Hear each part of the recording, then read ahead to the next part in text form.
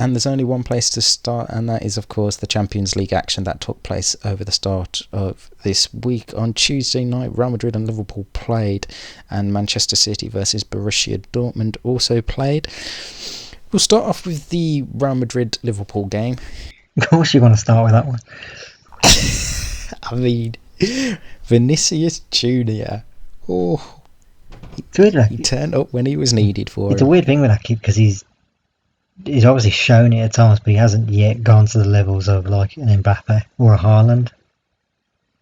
Yeah, but 100%. This feels like the first one where he sort of did it. Oh, 100%. He definitely brought the limelight to himself when it was needed, because before the game and the day before, there was a lot of players ruled out due to COVID, wasn't it? Rafa Varane and someone else? Who else was a big player that was ruled out of that game? I could have swore it was just Rafa Varane. Oh, I thought there was someone big. But yeah, showed his worth, put in a great performance. I think today probably his best performance for Madrid. He's obviously been up and down over his short spell with the Los Blancos, but yeah, this performance truly and thoroughly cemented in the good books. There's one way more depressing note that he did. He proved Gareth Southgate right. Yeah, and that is that Trent Alexander-Arnold cannot fucking defend. Jesus Christ. Dare I say that he has the crossing ability of David Beckham, yet the defending of Phil Jones? No, you can say that the defending ability of David Beckham as well. I was trying to be nice to Beckham. Yeah, but that's harsh on Phil Jones. I'd say Phil Jones is actually a better defender. Say the exact same Trent. No, I wouldn't. Phil Jones is a better defender than Trent. That's a discourse in itself. Yeah. I mean, it now makes Jamie Carragher's debate on Monday Night Football look all pointless after that performance. I know that whole debate was pointless anyway. I was watching that thing with just sheer bemusement. Well, I can understand what Neville was saying. Like, with the way Southgate wants to play, I can understand why he wouldn't want Trent in that squad, but he still will get picked anyway. That's what the whole conversation seemed to be about. I don't know if he gets picked. You don't think he does? I think Trent will miss out. I'd still take him for purely just his ability to cross the ball, which we would probably need at times. Yeah. But we all know it's going to be Kieran Trippier. Yeah.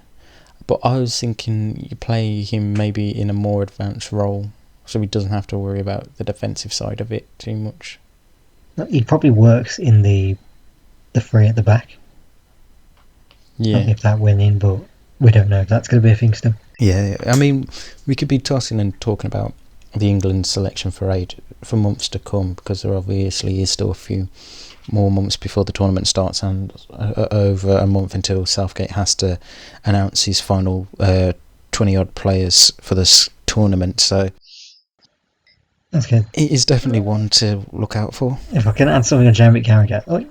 Jamie Carragher on CBS over Jamie Carragher on Sky any day of the week, if you've seen any of the clips. Yeah, I have actually. He does seem to be a lot more himself and joyful on CBS, it seems, than he is on Sky. Just know what they're doing when it comes to punditry. Yeah.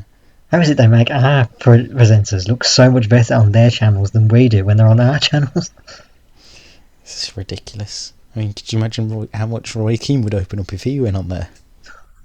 Get me Roy Keane, Michael Richards and Jamie Carragher on that panel. Oh, that would be absolutely brilliant to watch. Unfortunately, Roy Keane's stuck on Thursdays. So. Well, yes. Did you see what Klopp said about his team performance after that game?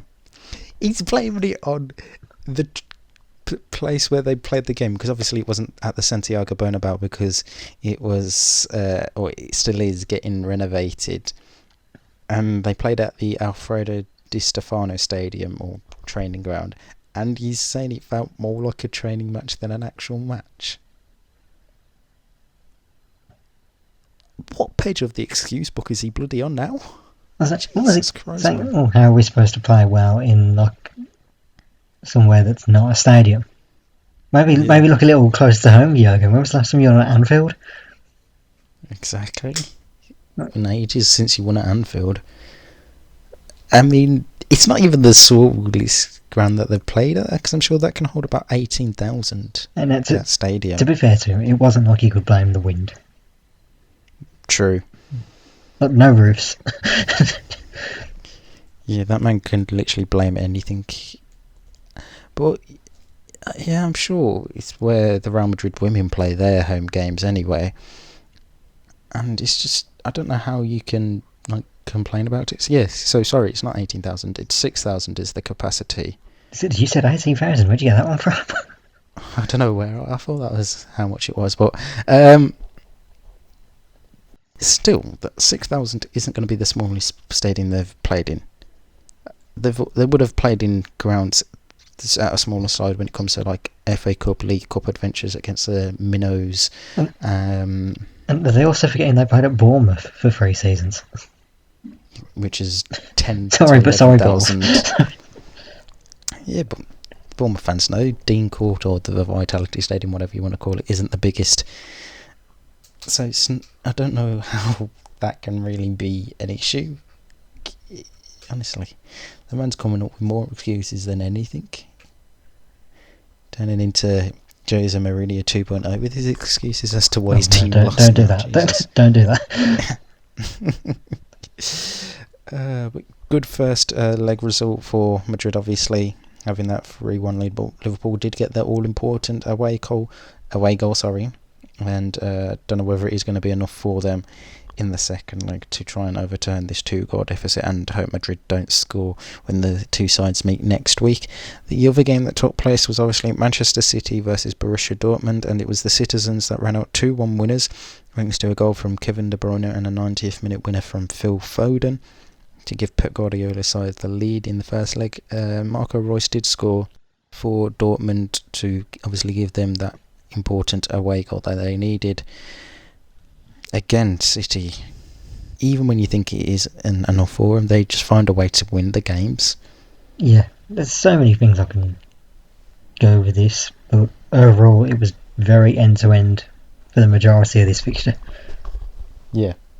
It was a bit of a more subdued performance from Haaland, do we say? Yeah, I'm sure I don't think he scored over that international break gone. I don't think he scored at the weekend either for Dortmund, so he's gone about 4 or 5 games now without scoring a goal. This is I think his longest spell since obviously joining Dortmund where he hasn't scored a goal. Overrated. No. If anything, the eyes were on Jude Bellingham and Phil Foden, England's future. Yeah, absolute young ballers, the pair of them. Bellingham only being 17, 18 years old, and Phil Foden only a couple years older. 2 very bright stars of the future for England. On that Bellingham disallowed goal, what were your thoughts on that? Because I just don't know how. How?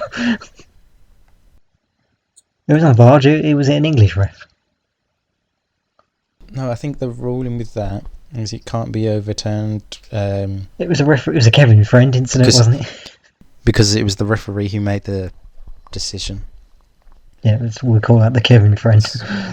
Yeah, so there is some law saying that because the on-field referee made the decision about it, that's why it wasn't allowed to be overturned. But it's still very controversial, and then Bellingham does get booked for his complaints after that as well, which is crazy. I want to speak about after the game. Did you see the photos that appeared when the linesman asked Erling Haaland for his autograph in the tunnel? See, I love this. I don't even care if it was, even if it wasn't for charity, I admire the hustle. Yeah. Absolute brilliant. But no, it turns out the linesman's clearly a very nice bloke and wanted it for charity. Yes, I think it's to help with some autism charity that he works for, I believe, if I remember reading correctly, which is obviously a great cause to do so. Yeah, I'm not sure they want to be called some autism charity. No, but I don't know the name of it. That's why I said I think it is some autism charity. That's not the official title. Oh no, I'm messing with you. Jesus, you're making me sound like I'm a bad guy. I'm not. Well, Then on Wednesday night, FC Porto played Chelsea and Bayern Munich played PSG. We'll get onto Bayern Munich PSG in a minute. But Chelsea got two very important goals away to Porto. Mason Mount and Ben Chilwell scoring their first Champions League goals as well. A perfect way to respond to that humiliating defeat at the weekend for Tuchel's side. Was this whole Champions League quarter-final stage just to prove Gareth Southgate right? I think it must have been. Because even Mason Mount's far in there. Mount and Chilwell scoring. Chilwell's goal was lovely. Yeah, Trent being proved he can't take a defend. Phil Foden scoring as well. Jesus. Gareth Southgate must have told them something over that international break. I don't know what it was, but it seems to have worked for them. I always said he was a great manager. Definitely the right man to lead England. We're going to win the Euros. I always said it. We'll win the Euros, the World Cup, the Rugby World Cup, the Olympics. We'll win everything. I don't see how we're going to win the Rugby World Cup. Even Gareth Southgate's the man. He will lead us to victory somehow. Just let him. Just let him go and coach. So he ain't going to have a clue what he's doing. But then again, neither do half the coaches anyway. Yeah, perfect response, like I was saying, for Thomas Tuchel's side after that humiliating defeat at the weekend at the hands of West Brom, and very convincing first leg lead. Now heading back to Stamford Bridge. Oh, I don't know whether it is. Is it taking place in Stamford Bridge next week or? No, they're in the same stadium. Which is the Ramon Sanchez Pizjuan Stadium. And obviously the biggest game was a repeat of last year's final between Bayern Munich and PSG at the Allianz Arena. And this time it was the Parisian side that ran out 3-2 winners, thanks to Kylian Mbappe scoring a brace and Marquinhos scoring for Mauricio Pochettino's side. I don't know if he said Thomas Tuchel again, but he's no longer there. And I'd literally just spoke about it. We sort of owe Poch an apology because we were kind of going in on him a bit much in the last podcast. Yeah, we were slandering him massively, but I mean, then again, you could probably thank Man no more. Yeah, and the fact that Bayern Munich turned into Brighton and Hove Albion having 1,000,001 shots and not scoring, it seemed. But, as much as Mbappe stole the show, I just sadly couldn't take my ears off of Martin Keown and his complete pro Evo soccer approach when he was saying some of the names. That's why I can't. It's the one thing about BT Sport having the Champions League is their fucking co-commentators are fucking shit. Literally, I can honestly say in the modern English punditry side of things, Ali McCoist is the only good co-commentator. No, I still think Gary Neville's a good co-commentator. No, he has his bias moments. For me, personally. Yeah, but Martin Keown, just get rid of him. You're too old now. I don't think age comes into it. You're just not very good at your job. Martin Lawrenson and Alan Hansen still are doing their jobs. I think Laura is. Don't know about what Alan Hansen's doing. Hansen's been out of it for years, hasn't he? Yeah, but I don't know if he's still working in sports somehow, doing a paper column or anything. But yeah, this is again proof that Bayern Munich are missing Robert Lewandowski. Even without Lewandowski, they should still get at least something from this. They're just defending wasn't on it, and Neuer, I think, made the mistakes he did. Yeah, he had a massive howler for his stature and should be doing a lot better than that. At first, when he saves it, still somehow goes for his legs. Yeah, it's absolutely crazy to see. It's a weird thing with him because he is one of the best goalies of our lifetime, but he has so many catastrophic errors. Yeah. But then again, all good keepers do seem to have it now recently, because if you think, how often are we talking, or how in the past have we been praising De Gea's great saves, and pull off worldies, and then he's one Man United's player of the year 4 years in a row, and then another game he'll be doing some absolute catastrophic howlers. Well, hey, not my goalie. What, Amy Martinez? My goalie could never. We'll see about that this weekend. Shit.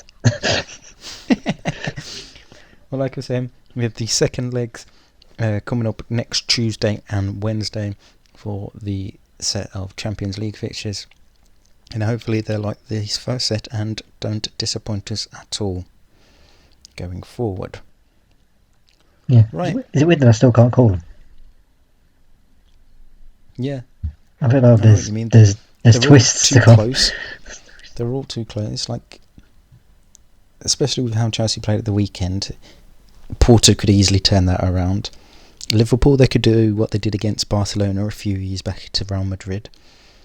Dortmund just need Erling Haaland scoring, and he could change that tie around. And I don't know whether Sancho is definitely ruled out of that one as well, the second leg, but giving him that. And then obviously Bayern Munich, are always going to score goals. So all four ties are perfectly poised to be very entertaining second legs. Still many amounts of spice to be thrown into the mix. Yes, and let's hope they don't disappoint us at all.